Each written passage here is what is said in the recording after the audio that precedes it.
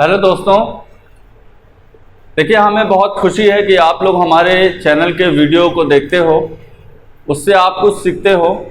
और हमने ये भी देखा है कि हमारे वीडियो को आप लोग लाइक कर रहे हैं, कमेंट कर रहे हैं, शेयर कर रहे हैं। इससे हमें बहुत मोटिवेशन मिलता है और हमारा मोरल अप हो रहा है। हम आपके कमेंट को भी बहुत अच्छे से व्यू करते हैं। हमने देखा है कि मिस्टर सुधीर यादव जी का कमेंट है, उनके 2-3 टॉपिक्स में कुछ कन्फ्यूजन्स हैं। तो आज का वीडियो हम उन्हीं सारे कन्फ्यूजन्स के बारे में करेंगे। और ये ठीक भी है कि पिछले का जितना भी कन्फ्यूज टॉपिक्स है वो जो रेगुलर देखते आए हैं उनका आज सारा डाउट क्लियर भी हो जाएगा। तो आप लोगों से ये रिक्वेस्ट रहेगी कि आप इस वीडियो को बिल्कुल भी फॉरवर्ड या स्किप ना करिएगा, पूरा वीडियो आप लोग देखिएगा जिससे आपको डिटेल जानकारी मिले। देखिए आज का जो वीडियो हम बना रहे हैं ये कंप्यूटर की मेमोरी पे बना रहे हैं। अब बात अगर मैं मेमोरी की करूंगा तो मैं आपको मेमोरी का A to Z बताने की कोशिश करूंगा। ठीक, देखिए कंप्यूटर में मेमोरी तो दो है, एक प्राइमरी है और एक सेकेंडरी है। तो मैं अभी उस बात पे ना आके कंप्यूटर में जितनी भी मेमोरियां हैं उनका एक छोटा सा ओवरव्यू दूंगा और एक मेमोरी की हायरार्की आपको बताऊंगा। हायरार्की का मतलब क्रम होता है, क्रमबद्ध होता है। तो ये जो मैं क्रम आपको बताऊंगा ये मेमोरी की स्पीड के हिसाब से बताऊंगा, जिससे मेरा एक मोटिव और सॉल्व होगा। जो लोग ओ लेवल के एग्ज़ाम के लिए जा रहे हैं उनको एक क्वेश्चन में या पहले पेपर में, फर्स्ट में या फोर्थ में लिखने को आ सकता है discuss about the computer memory hierarchy. First paper में तो ये क्वेश्चन बहुत बार पूछा गया है। तो ये आपका कंफ्यूजन भी क्लियर हो जाएगा सारा। जिनका कमेंट आया था उनको उनका आंसर भी मिल जाएगा और हमारे जो ओ लेवल के रेगुलर स्टूडेंट हैं उनको एक क्वेश्चन का आंसर भी मिल जाएगा और बाकी जो व्यूवर्स हैं उनको कंप्यूटर की मेमोरी की जानकारी मिल जाएगी। तो देखिए कंप्यूटर की मेमोरी की अगर स्पीड की हायरार्की की बात करें हम, तो सबसे फास्टेस्ट मेमोरी कंप्यूटर में होती है CPU के रजिस्टर्स।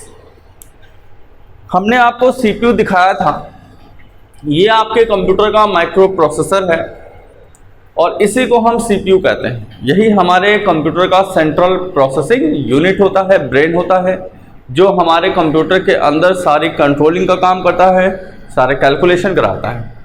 अच्छा, कैलकुलेशन ये करेगा तो इसमें एक पार्ट होता है जिसको आप ALU कहते हैं, फुल फॉर्म में कहें तो अर्थमेटिक एंड लॉजिक यूनिट कहते हैं।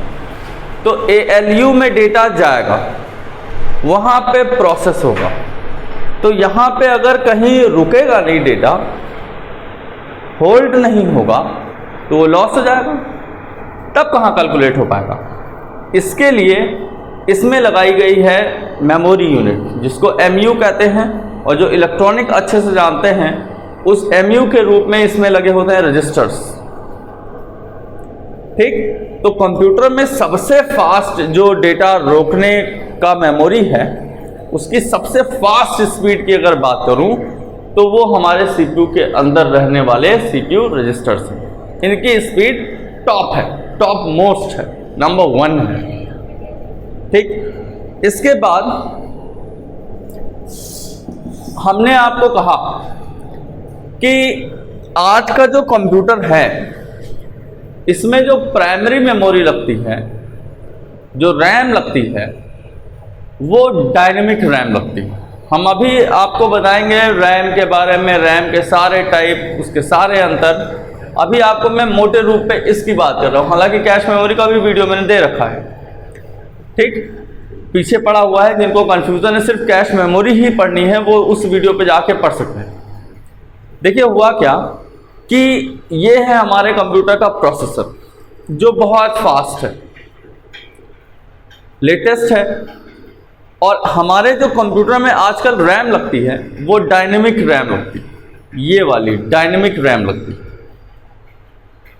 अच्छा, पहले लगती थी स्टैटिक रैम।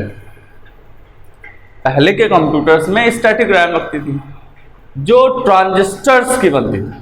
ट्रांजिस्टर की एक सर्किट जिसको हम फ्लिप फ्लॉप कहते थे, उस सर्किट से अंदर उस सर्किट में डेटा स्टोर होता था।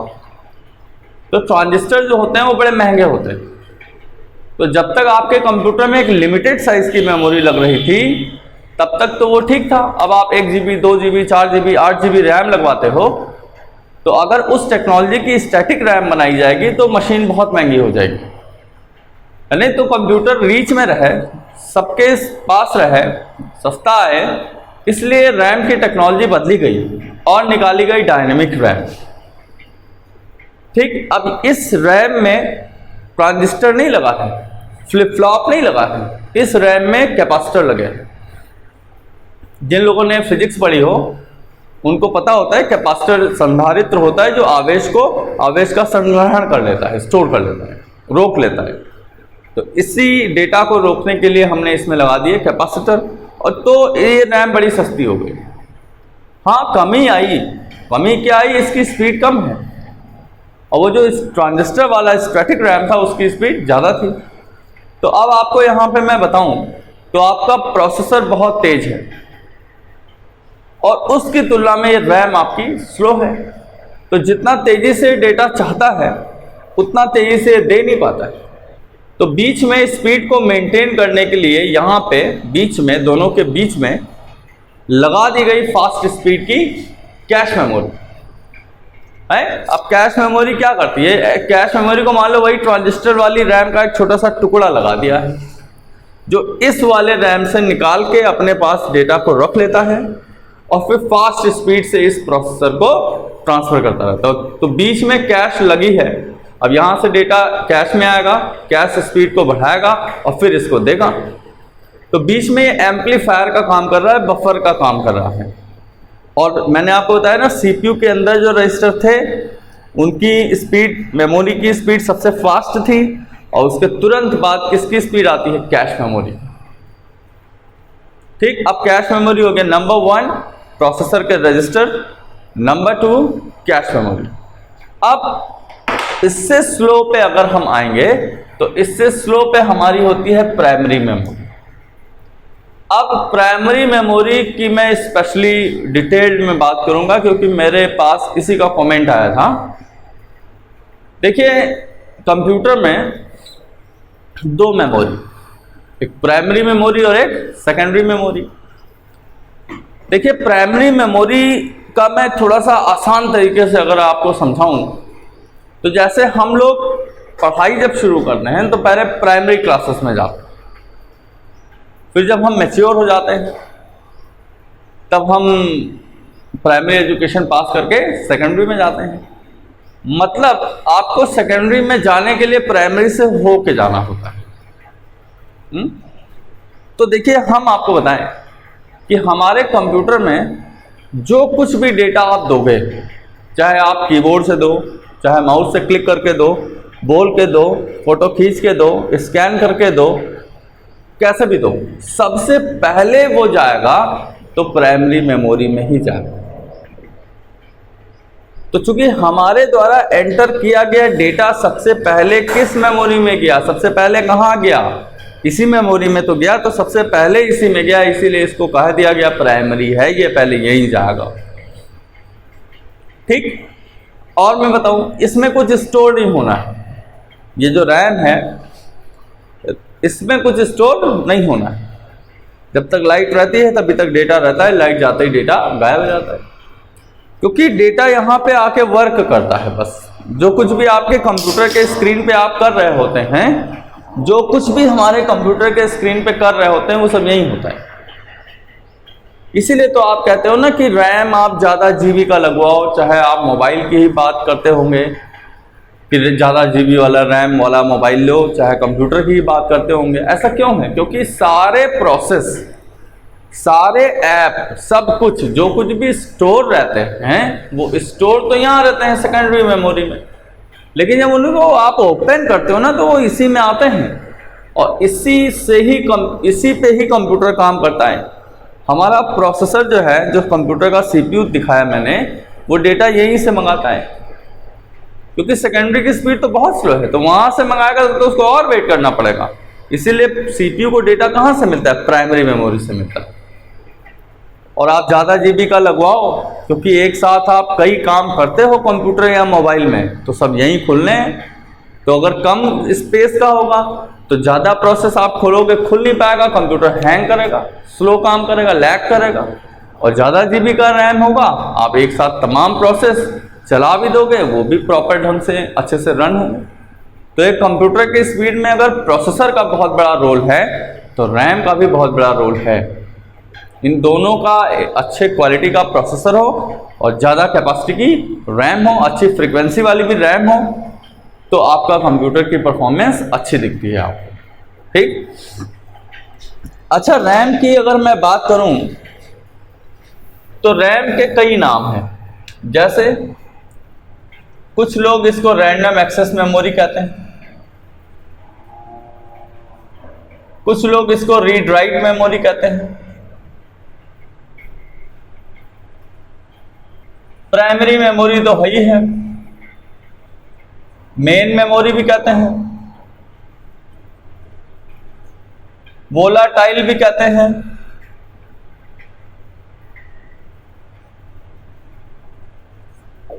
ये अलग अलग नाम से लोग इसको कह देते हैं। ऐसे थोड़े ना नाम रख देते हैं, कुछ रीजन होता है नाम रखने के पीछे। तो हम आपको वो सारे रीजन भी अब बताने जा रहे हैं। इसका एक नाम और है, इसको सेमीकंडक्टर मेमोरी भी कहते हैं। सेमीकंडक्टर मेमोरी, इतने नाम से हम रैम को बोलते हैं। ठीक। सेमीकंडक्टर इसको इसलिए कहा गया क्योंकि ये देखिए चिप्स, देखिए ये सब आईसीज लगे हैं, ये सब ब्लैक कलर की आईसीज लगी हैं, और आईसियां बनती हैं अर्धचालक धातुओं से, सिलिकॉन से या जर्मेनियम से। तो चूंकि ये पूरा जो ये सर्किट है, इसका पूरा जो मेमोरी है, ये चूंकि अर्धचालक धातु से बना हुआ है, इसलिए इसको सेमीकंडक्टर कंपाउंड मटेरियल से बना हुआ है, केमिकल से बना हुआ है, इसीलिए इसको हम सेमीकंडक्टर मेमोरी कहते हैं।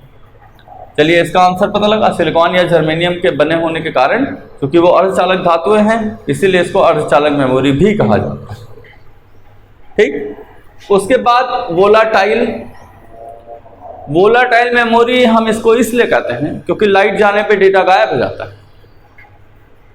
तो ऐसी कोई मेमोरी जिसमें लाइट जाते ही डेटा गायब हो जाता हो, उसको हम वोलाटाइल मेमोरी कहते हैं। तो रैम में तो आप सब जानते हो, जैसे ही लाइट जाती है इसमें जो कुछ भी है वो सब गायब हो जाता है। इसीलिए तो लोग कंप्यूटर को डायरेक्ट पावर से न जोड़ के यूपीएस से कनेक्ट करते हैं कि लाइट चली जाए अगर तो यूपीएस से बैकअप मिलता रहे, कि कोई चीज़ लॉस ना होने पाए, हम प्रॉपर ढंग से कंप्यूटर में इसकी चीज़ों को, इसके डेटा को हम सेव कर लें, सेकेंडरी मेमोरी में पहुंचा दें, स्टोर हो जाए, फिर हम कंप्यूटर को बंद कर दें।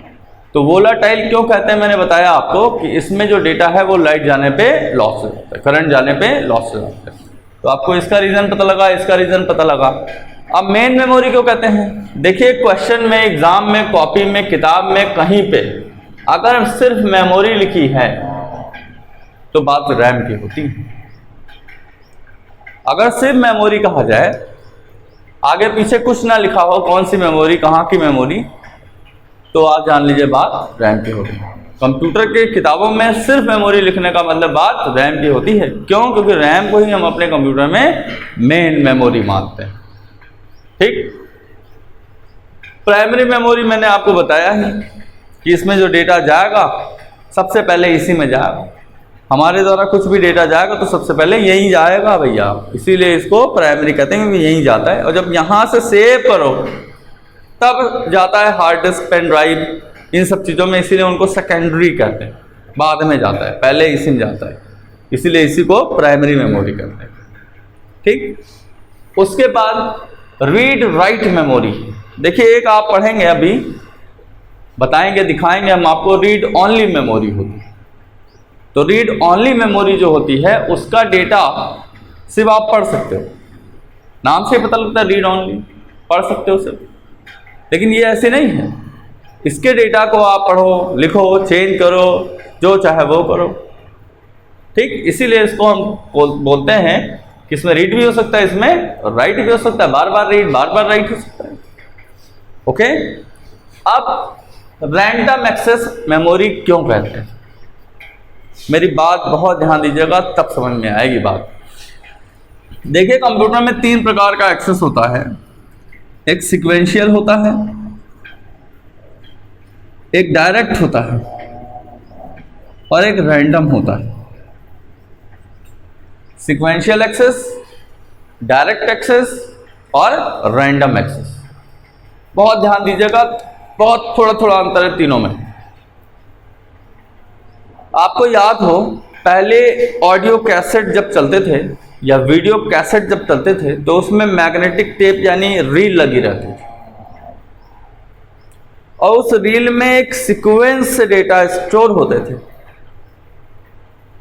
तो किसी भी डेटा को पाने के लिए हमें उसी सीक्वेंस से ही जाना होता था, चाहे आप प्ले करके जाओ चाहे फॉरवर्ड करके जाओ।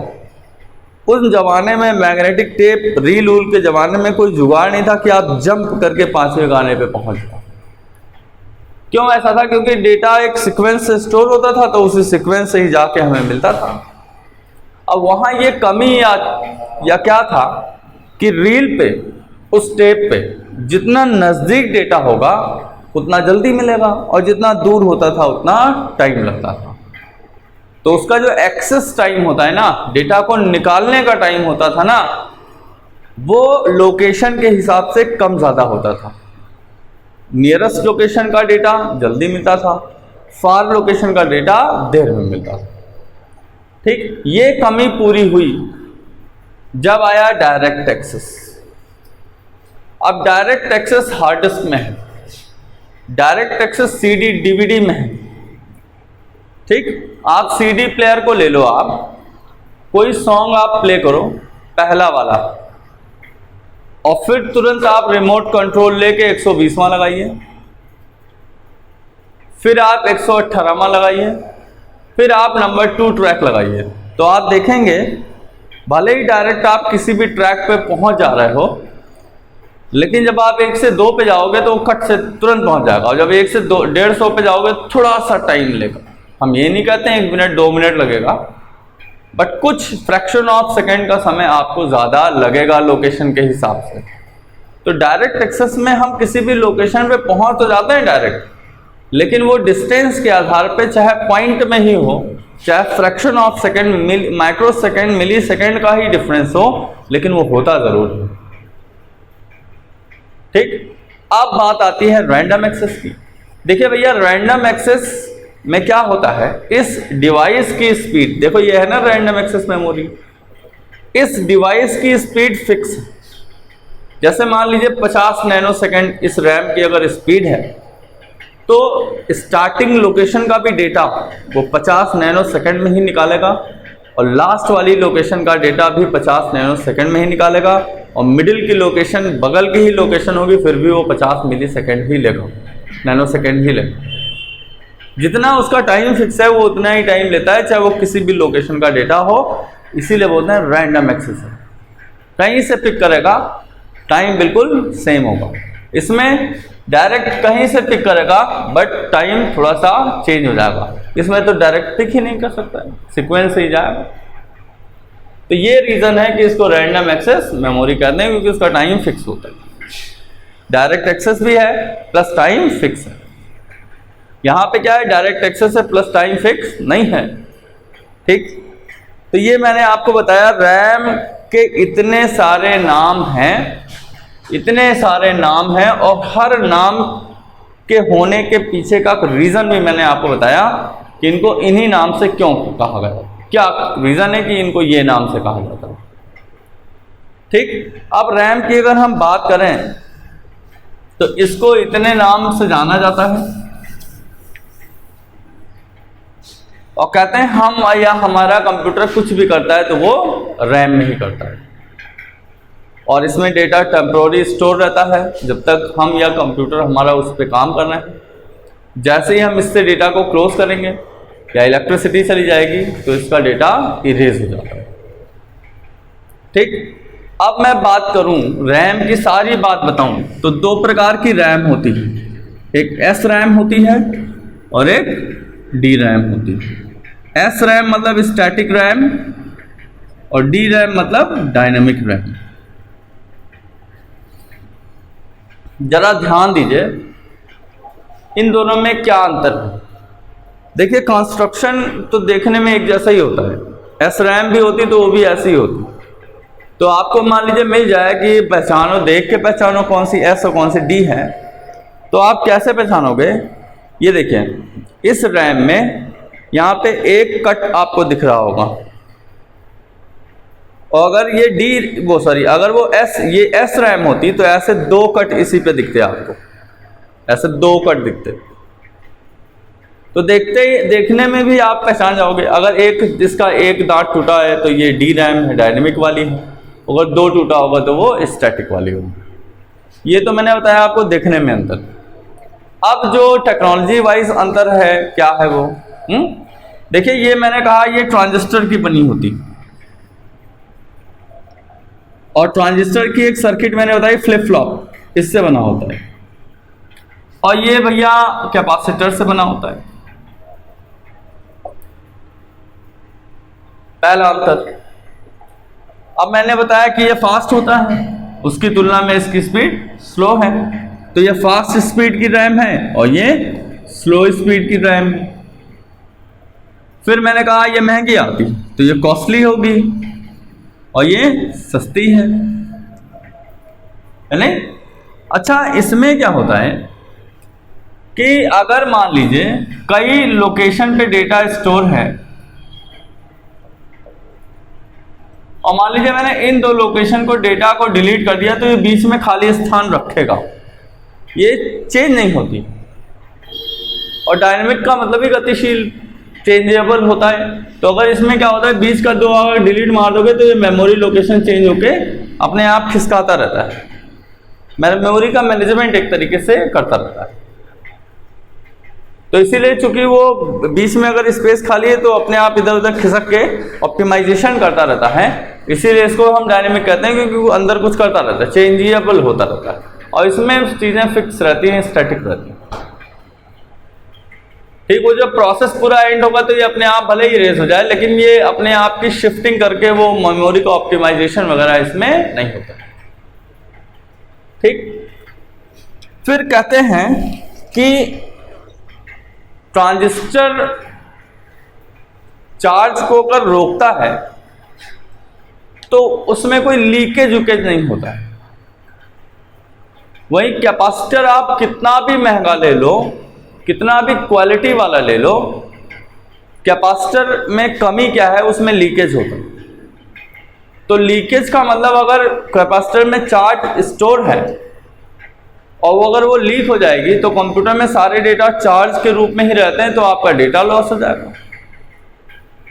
तो कैपेसिटर से चार्ज लीक ना होने पाए इसलिए कुछ जुगाड़ करना होगा, तो उसमें एक रिफ्रेश साइकिल भेजी जाती है। ये वो रिफ्रेश नहीं है जो लोग खाली बैठे रहते हैं डेस्कटॉप पे राइट क्लिक मार के रिफ्रेश, राइट क्लिक मार के रिफ्रेश करते रहते हैं, उसकी बात नहीं हो रही है। ये अंदर सर्किट रिफ्रेश करती है, करंट भेजा करती है। मैं आपको दिखा दूं, हर डी रैम में, हर डायनेमिक रैम में एक छोटी सी चिप लगी रहती है यहाँ पे, देखिए मेरे फिंगर के नीचे, और यही चिप जो होती है ना, यही इसको रिफ्रेश करंट भेजा करती है, और ये इसका चार्ज रिटेन रहता है, लॉस या लीक होने नहीं पाता। तो कहते हैं जो अगला अंतर है, it don't requires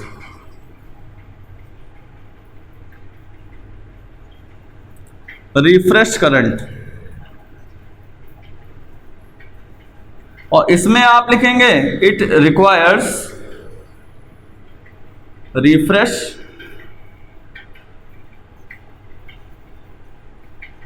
current to avoid leakage from capacitor.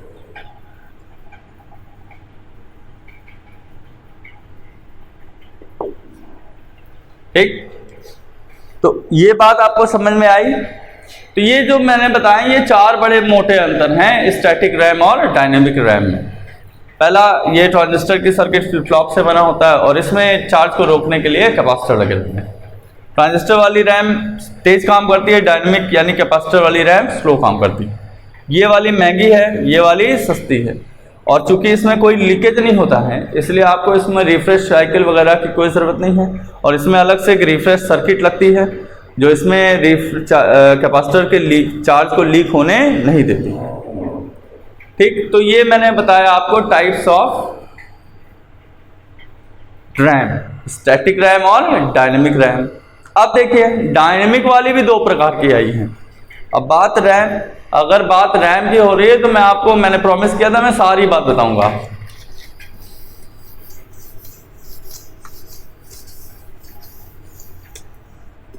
अब देखिए डायनेमिक रैम पे आते हैं जो आज का फैशन है। ये आई भैया दो,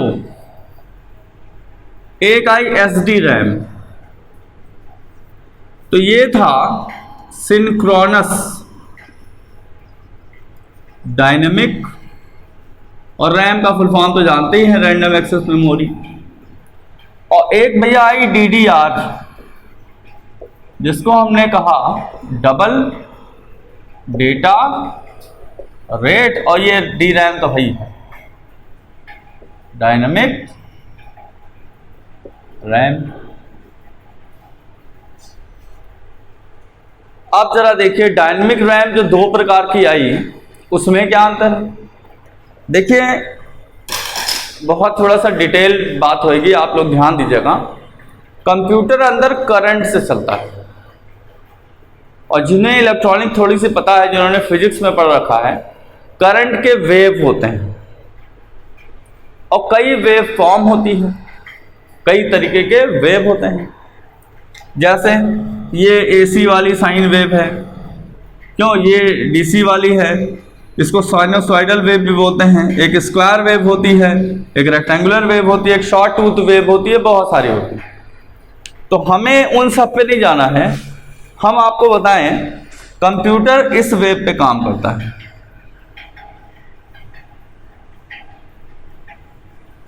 ये अंदर कंप्यूटर के अंदर कौन सी वेव चलती है, ये वेव चलती है। और ये कौन सी वेव है करंट की, इसको हम बोलते हैं कि स्क्वायर वेव है। क्यों स्क्वायर वेव कहते हैं, क्योंकि जितने देर इसका ऑन टाइम रहता है बिल्कुल उतनी ही देर इसका ऑफ टाइम रहता है। तो जिसका ऑन ऑफ टाइम सेम होगा उसको हम क्या बोलते हैं, स्क्वायर वेव। ठीक, अब देखिए ये स्क्वायर वेव की एक साइकिल है, और इस साइकिल में आपको दो किनारे मिल रहे हैं, एक ये एज है और एक ये एज है। देखिए करंट जब नीचे रहती है तो जीरो होती है, और फिर ये ऊपर उठ के यहाँ पे बढ़ के 1 हो जाती है। अच्छा, ऊपर 1 ही रहेगा और फिर ये नीचे आ गया, फिर क्या हो जाएगा, 0 हो जाएगा। तो ऐसे यहाँ क्या होगा, 0 होगा, फिर ये बढ़ के 1 हो जाएगा, फिर यहाँ पे 1 रहेगा, फिर घट के 0, ऐसे 0 1 चलता है अंदर। तो आपने देखा होगा, नोटिस किया होगा कि एक साइकिल में दो एज हैं। एक एज जहां पे करंट बढ़ रही होती है, 0 से 1 हो रही होती है, इसको हम राइजिंग एज कहते हैं। इसको हम राइजिंग एज कहते हैं, या मैंने बहुत किताबों में देखा है पॉजिटिव एज लिखा रहता है। और एक एज आप ये देखो, यहां पे करंट घट रही है भाई, 1 से नीचे जा रही है, तो इसको हम फॉलिंग एज कहते हैं या निगेटिव एज कहते हैं। तो हमारा जो डिजिटल कंप्यूटर है वो अंदर इस स्क्वायर वेव पे काम करता है, इसी को क्लॉक सिग्नल कहते हैं। और एक स्क्वायर वेव में एक साइकिल में दो एज होते हैं, एक पॉजिटिव एज और एक निगेटिव एज। पॉजिटिव एज वो होगा जहां पे करंट बढ़ रही होती है, 0 से 1 हो रही होती है। निगेटिव एज वो होता है जहां पे करंट घट रही होती है, 1 से 0 हो रही होती है। तो जब डायनेमिक रैम बनी, नई बनी, तो कौन सी वाली पहले बनी, एसडी रैम बनी। तो एसडी रैम में क्या कमी आई भाई, रैम तो सस्ता हो गया, बहुत सस्ता हो गया स्टैटिक वाले के तुलना में, लेकिन स्लो हुआ, क्योंकि एक तो ये रैम भी स्लो होती है डायनेमिक वाली, और दूसरा ये सिर्फ राइजिंग एज पे काम करता था। कौन सा वाला, एसडी रैम, मतलब राइजिंग पे काम करेगा, फॉलिंग पे नहीं करेगा। फिर यहाँ काम करेगा, यहाँ नहीं करेगा, फिर यहाँ काम करेगा, यहाँ नहीं करेगा। मतलब एक साइकिल में ये सिर्फ हाफ साइकिल पे काम करेगा, हाफ साइकिल पे आइडिल सुस्त पड़ा रहेगा, कोई काम नहीं करेगा। तो पता लगा और स्लो हो गया कंप्यूटर। हमने डायनेमिक रैम निकाली कि चलो सस्ता हो जाएगा, थोड़ा सा कॉम्प्रोमाइज़ किया हमने कि इसकी चलो स्पीड कम है, लेकिन ये तो बहुत कम है। ये आधे करंट पे तो कुछ काम ही नहीं कर रहा है भाई, निगेटिव पे कुछ काम ही नहीं कर रहा है, निगेटिव पे कुछ काम ही नहीं कर रहा है, पॉजिटिव पे ही काम कर रहा है, इसीलिए फ्लॉप हो गई। कहा ये नहीं चलेगी, और ये चली भी नहीं, ये आते ही गई। बहुत कमियां आई, इंजीनियरों ने सोचा कि ये तो गया, तब इन्होंने टेक्नोलॉजी थोड़ा अंदर दिमाग लगाया, चेंज की, और तब इन्होंने लॉन्च किया DDR। DDR मतलब डबल डेटा रेट वाली। अब इसमें क्या हुआ जानते हैं, इसमें इन्होंने ऐसा ट्रिक लगाई, ऐसा डिजाइन किया कि ये राइजिंग फॉलिंग दोनों पे काम करने लगा, राइजिंग फॉलिंग दोनों एज पे काम करने लगा। तो भाई ये वाली ये सिंक्रोनस डायनेमिक वाली ये सिर्फ राइजिंग पे काम करती थी,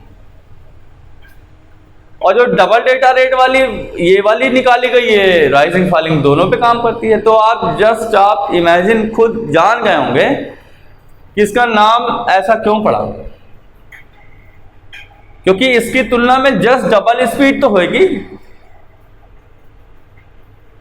भाई। अगर ये 3 साइकिल में सिर्फ 3 ही एच पे काम कर रहा था, तो ये वाला 3 साइकिल में 6 एच पे काम करेगा, तो जस्ट डबल स्पीड मिलेगी। तो इसीलिए तो नाम रखा गया इसका डबल डेटा रेट, DDR।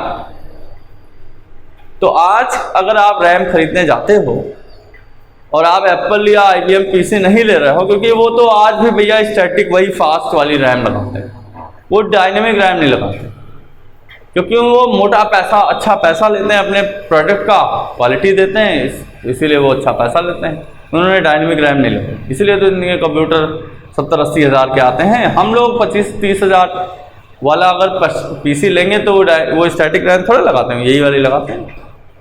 और डायनेमिक में कौन सी लगाते हैं, DDR लगाते हैं। देखिए DDR-I1, DDR1, फिर DDR2, DDR3, ऐसे और भी है। तो इनमें इनकी फ्रीक्वेंसी का चेंज आया है, इनकी स्पीड बढ़ती जा रही है, और अब स्पीड जो बढ़ेगी वो राइजिंग फॉलिंग पे तो हो गया काम। अब ये नंबर ऑफ साइकिल जो 1 सेकंड में मारता है ना, इसकी फ्रीक्वेंसी बढ़ाई जा रही है, आवृत्ति बढ़ाई जा रही है। अभी मान लो ये वाली एक माइक्रो सेकंड में अगर 3 साइकिल थी, तो उसी 1 माइक्रो सेकंड में 5 साइकिल 8 साइकिल स्पीड बढ़ रहा है। ठीक, तो मैंने आपको बताया रैम क्या होता है, दिखाया भी रैम मैंने आपको।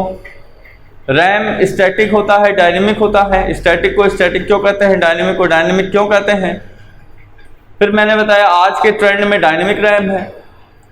फिर मैंने बात की डायनेमिक रैम 2 प्रकार की होती है, एक SDR, एक DDR। इन दोनों में अंतर भी मैंने बताया।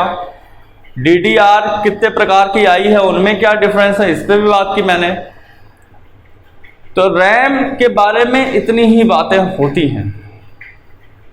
हाँ, एक चीज मैं बता दूं, कंप्यूटर में 1 बिट स्टोर होती है फ्लिप फ्लॉप में। फ्लिप फ्लॉप जो पढ़ा था आपने, वो 1 बिट रखता है, एक 0 या एक 1 रखता है।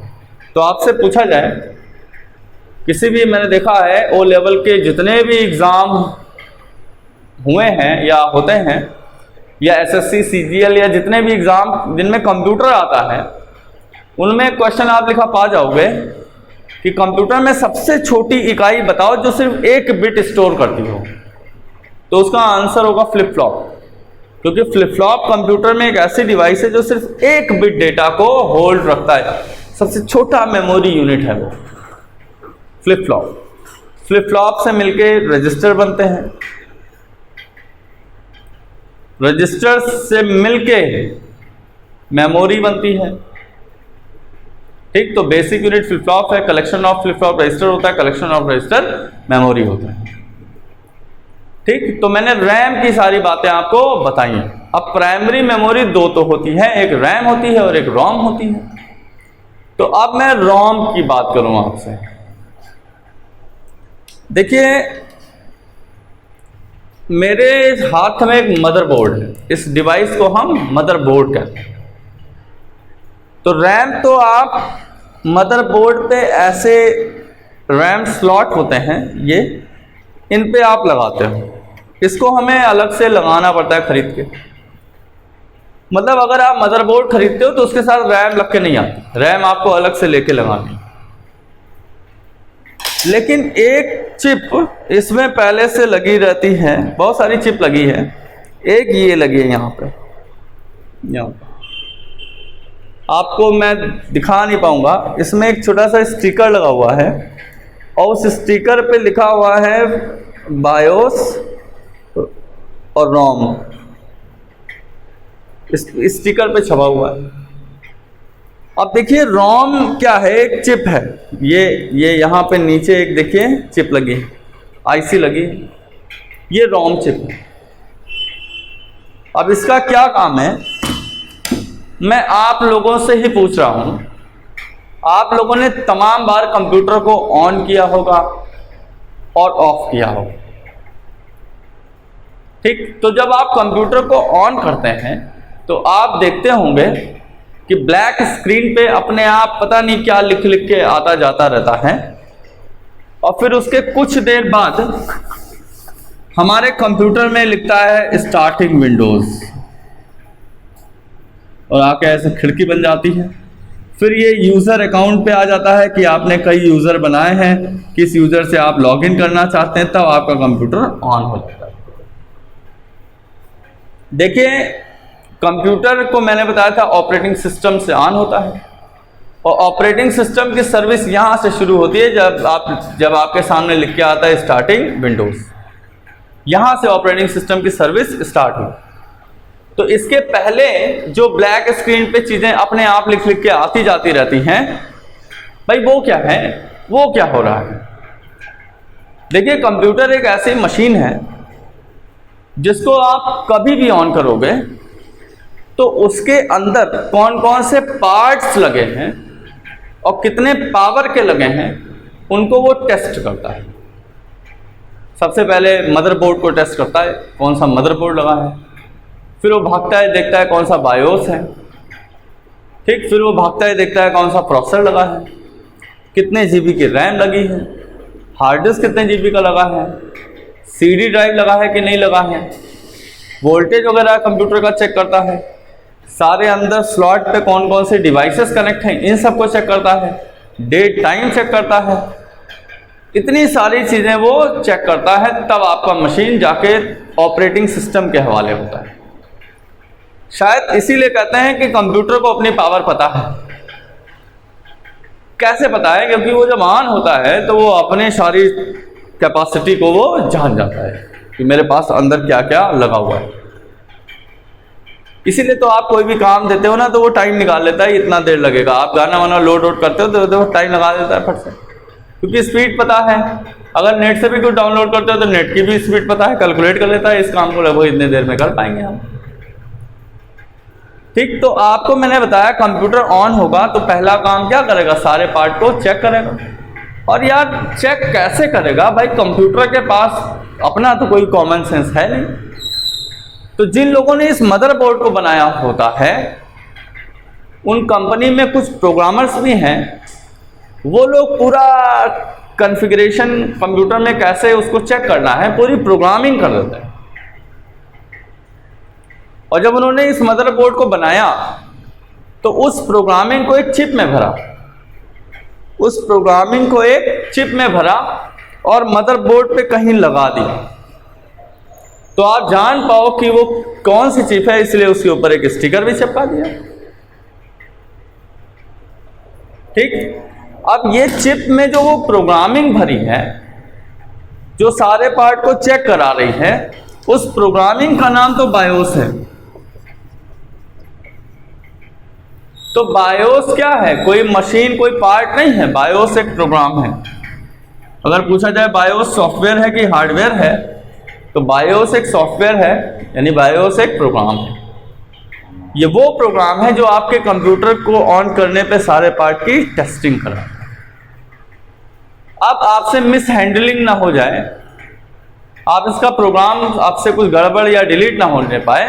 कंपनी बड़ी चालाक है, उसने इस प्रोग्राम को भर दिया रोम में, रीड ओनली मेमोरी में, कि जब ये ऑन होगा तो इसकी चीज़ों को आप देख सकते हो, पढ़ सकते हो। कीबोर्ड में भैया 104 बटन है, आप सब दबा डालो, जब वो चेक कर रहा हो कोई फर्क नहीं पड़ेगा, क्योंकि उसकी चीज़ें जो रोम की चीज़ें हैं उनको आप देख सकते हो, पढ़ सकते हो, उसमें कोई बदलाव नहीं हो सकता।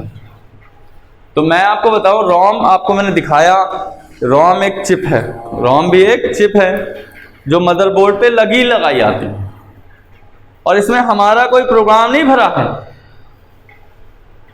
इसमें कंप्यूटर मैन्युफैक्चरर का प्रोग्राम भरा है, निर्माताओं का प्रोग्राम भरा है। और वो प्रोग्राम का नाम क्या है? उस प्रोग्राम का नाम है बेसिक इनपुट आउटपुट सिस्टम।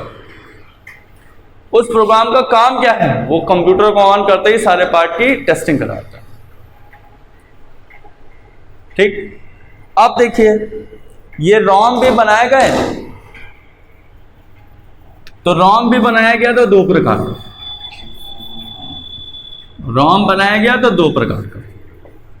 एक पी रोम बनाया गया, ये प्रोग्रामेबल है भाई, बायोस अगर भरा था उसमें तो प्रोग्रामेबल वाला ही तो था, उसमें प्रोग्राम ही तो भरा था, तो ये प्रोग्रामेबल रोम हो गया। अब इसमें क्या होता है ना, इसमें अगर एक बार प्रोग्राम भर दिया आपने तो वो इरेज नहीं होगा। ये नहीं होगा कि उसका इरेज करके आप उसी चिप में दूसरा भर पाओ ना, चिपें फेंक दो, आप चिप फेंक दो, वो इरेज करके रीयूज नहीं होगी, तो बायोस अपडेट नहीं कर पाएंगे आप, उसमें कोई नया भर ही नहीं पाएंगे आप। तो इसलिए आज के जो रोम आते हैं वो इरेजेबल वाले आते हैं, उनको हम ईपी रोम कहते हैं। ये बेटा इरेजेबल है, प्रोग्रामेबल है, और रीड ओनली मेमोरी तो है ही है। तो रोम दो प्रकार का, एक राइट वंस वाला, एक बार लिखा जाए, इरेज नहीं होगा, नॉन इरेजेबल है, और ये इरेजेबल है, इसके डेटा हम इरेज करके उसी रोम में नया डेटा भर सकते हैं, नया प्रोग्राम भर सकते हैं हम। अब किस तरीके से इरेज हो रहा है इसके आधार पे बेटा ये दो प्रकार का आता है। ये पहले आता था यूवी ईप्रोम, तो इसमें बड़ा लफड़ा था। तो इसमें यूवी का मतलब क्या है? इसमें यूवी का मतलब बेटा है अल्ट्रावायलेट। अब ये वाली जो आई थी ना, ये पहले आई थी, तो इसमें डेटा अगर भर दिया आपने तो इरेज तो हो जाएगा, लेकिन भैया बड़ा लफड़ा है। इसको चिप से, इस चिप को मदरबोर्ड से निकालो, इसको ऐसे लैब में ले जाओ जहां पे अल्ट्रावायलेट रेज हो, प्योर रेज हो, प्योर अल्ट्रावायलेट, ये नहीं सूर्य की रोशनी नीचे रख दो उसमें भी रहती है, प्योर अल्ट्रावायलेट रेज हमें चाहिए, और उसके ऊपर आप फोकस एक्सपोज करेंगे, ब्राइट लाइट, उसकी डेटा इरेज करता था। तो वही बात है, रैम तो ये रोम इरेज तो हो जाएगा, लेकिन इरेजिंग करना बड़ा दिक्कत है, कहाँ भेजें, कहाँ अल्ट्रावायलेट रेज मिले तब इरेज कराए हम। इसलिए ये बड़ा लफड़ा हो गया, इसमें बहुत ख़राब हो गई, मज़ा नहीं आया। टेक्नोलॉजी की गई चेंज, और बाद में और आज जो रोम आ रही है वो डबल ई रोम आ रही है। ये होता है भैया इलेक्ट्रिकली इरेजेबल,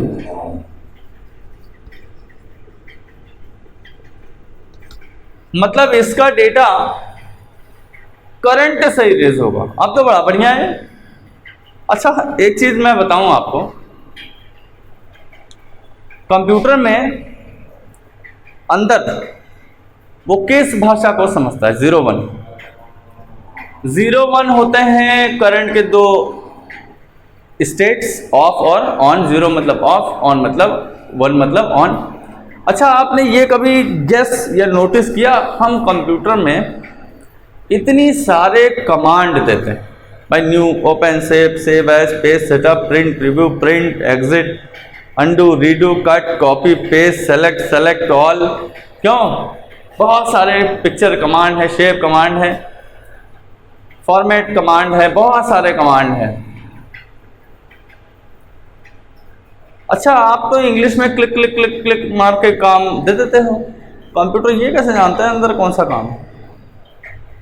मैं आपको बताऊं, कंप्यूटर में हर एक प्रोसेस का, हर एक कमांड का अंदर अलग अलग वोल्टेज निर्धारित होता है। ठीक, कंप्यूटर में हर एक क्रिया का अलग अलग वोल्टेज है। जैसे आप सेव करने जाते हो तो 3 वोल्ट में होता है। जब आप सेव का कमांड देते हो ना, उसके अंदर 3 वोल्ट जाता है और प्रोसेसर जान जाता है सेव का ऑर्डर आएगा। जब आप डिलीट कमांड देते हो ना तो 8 वोल्ट जाता है, वो सॉरी 5 वोल्ट जाता है, और कंप्यूटर जान जाता है इसको हमें डिलीट मारना है। और जब आप फॉर्मेट के लिए कहते हो 12 वोल्ट जाता है, फट से जान जाता है सब उड़ा देना है। तो अंदर सब करंट पे काम होता है। तो ये तो यार बड़ा बढ़िया है, अंदर करंट रहती है, करंट से इरेज हो जाएगी। भाई आप पेन ड्राइव फॉर्मेट मारते हो, कोई अंदर पे झाड़ू लगाता है, करंट से ही तो इरेज हो जाता है, करंट से ही तो फॉर्मेट हो जाता है। क्यों? तो ये जान लीजिए कि रोम 2 प्रकार की, ये वाली इरेज नहीं होगी, ये वाली इरेज होगी। तो इरेज होगी तो वो 2 प्रकार की, एक अल्ट्रावायलेट किरणों के द्वारा इरेज होगी और ये करंट के द्वारा इरेज होगी। तो ये था आपका प्राइमरी मेमोरी, जिसमें मैंने रैम बताया, रोम बताया। हम सेकेंडरी मेमोरी की बात नहीं करेंगे क्योंकि उसका तो मैंने वीडियो बना ही रखा है, आप सबको पता है। तो ये आज का जो मैंने वीडियो बनाया था, ये मैंने उस कमेंट पे बनाया था जो सुधीर यादव जी का कमेंट आया था कि सर प्राइमरी मेमोरी के बारे में डिटेल्ड में बताइए। तो आप सब इसको देखिए, प्राइमरी मेमोरी को फोकस करके देखिए। अगर अभी भी कुछ लगता है आपको नहीं समझ में आया तो हम आपको हमारा नंबर लिख लीजिए, 9839395775 है। मैं फिर से बोल रहा हूँ, 9839395775 है। आप चाहें तो इस पर हमें फ़ोन करके पर्सनली बातचीत कर सकते हैं और हम देखते हैं आपकी माइंड में क्या कन्फ्यूज़न चल रही है, उसको हम कवर करेंगे। तो आप लोग हमारे इस चैनल पे बने रहिए, विज़िट करा करिए, लाइक शेयर और कमेंट करा करिए, जिससे हमारा मोटिवेशन हो, हमारा मोरल अप हो। Thank you.